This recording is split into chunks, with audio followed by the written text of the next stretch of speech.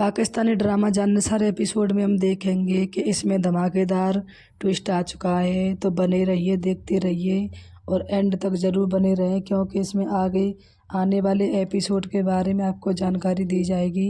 तो थोड़ा हम जो 49 एपिसोड के बारे में यहाँ पर बताते हैं कि सब सरफराज का जो है भांडा फूट चुका है सबके सामने। जहाँ तक कि फिजा ने उसको थप्पड़ मारा है, उसके मुंह पर थूका है, फिजा ने भी मारा है और उसके बाबा ने भी मारा है। मतलब सरफराज की ये समझ लो चारों तरफ से ही आफत आ चुकी है।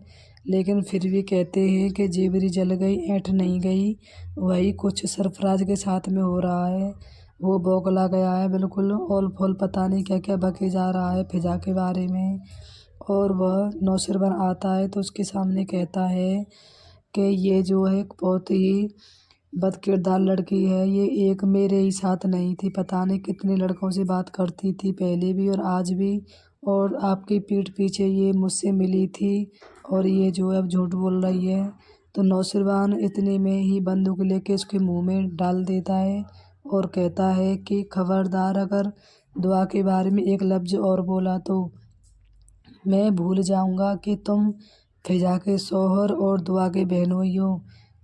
शुक्र करो कि आप जो है तुम जो है रिश्ते में पड़ गए हो। अगर तुम्हारी जगह पर आज कोई और होता तो मैं इतनी देर नहीं करता उससे बात करने में या अपना फ़ैसला सुनाने में।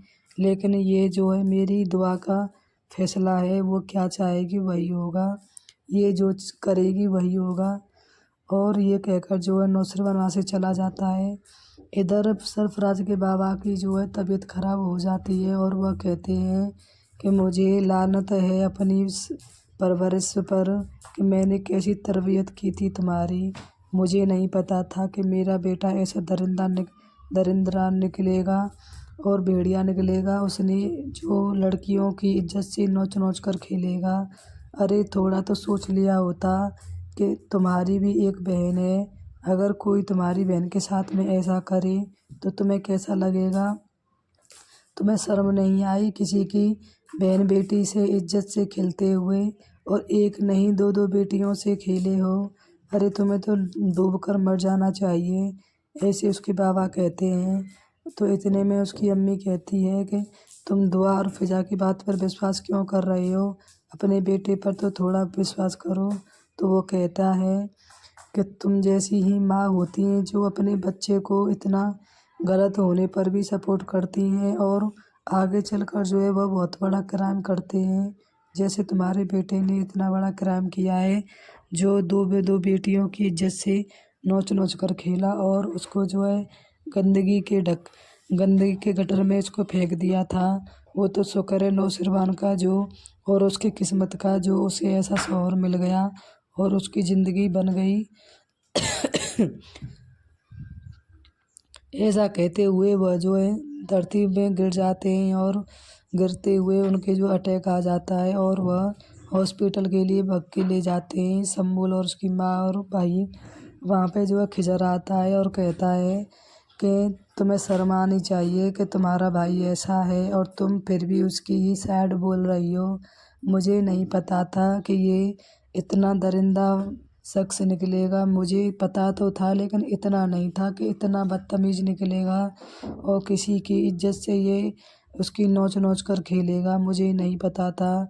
मुझे तो बड़ा अफसोस होता है जब मैं दुआ और फिजा भाभी के साथ हुए इस अत्याचार को सोचता हूँ तो मेरा मन होता है कि इसको मैं फांसी पर लटका दूँ अपने ही हाथों से। तो सम्मुल कहती है तो देर किस बात की है, लटका दो, जल्दी करो, देर ना हो जाए। तो वो कहता है कि तुम्हारे अंदर जो तुम्हारे भाई का ही खून दिख रहा है उबलता हुआ, सेम उसी की तरह तुम दिख रही हो। वो कहती है हाँ मैं हूँ उस बहन भैया की बहन और तुम यहाँ से जाओ। ये कहकर सम्मुल जो वहाँ से चली जाती है और खिजर भी चला जाता है। अब आगे हम देखेंगे एपिसोड 50 में कि उसमें क्या होगा कि कसमाला की बेटी जो है बीमार हो जाएगी, बहुत ज़्यादा उसकी तबीयत ख़राब हो जाएगी, जो हॉस्पिटल में भर्ती है लेकिन उसको आराम नहीं लगेगा। फिर वह उसकी अम्मा साईं कहेंगी कि तुम क्यों ना नौशरवान के पास कराची चली जाओ हवेली में, वहाँ पर जो नौशरवान देख रेख के लिए रहेगा। तो वो कहती है ठीक है, और मन ही मन वह खुश हो जाती है कसमाला कि अच्छा हुआ, मुझे मौका मिलेगा नौशरवान के पास जाने के लिए। तो फिर वो आ जाती है और हम आगे देखेंगे अब कि हॉस्पिटल में जब दुआ और नौशरवान जाते हैं बच्ची को देखने के लिए। तो वो कहता है नौशरवान का तुम घर जाके आराम कर लो, यहाँ दुआ है। तो वो दुआ की तरफ देखते हुए कहती है कि मैं एक माँ हूँ, मुझे पता है बच्चे की अहमियत क्या होती है। जो माँ नहीं बनी तो उसको क्या पता कि बच्चे की अहमियत होती क्या है। तो दुआ जो है ये बात सुनती है तो उसको धक्का लग जाता है और अंदर ही अंदर उसको चोट पहुँचती है बहुत ज़्यादा। और आगे देखेंगे कि फिजा के बाबा और फिजा जो है अपने घर सरफराज के घर आते हैं। तो उसके बाबा कहते हैं सरफराज के रोते हुए कि मेरी जान से तुम इसको जो भी सज़ा देना चाहो दे सकते हो, मुझे कोई भी परेशानी नहीं होगी।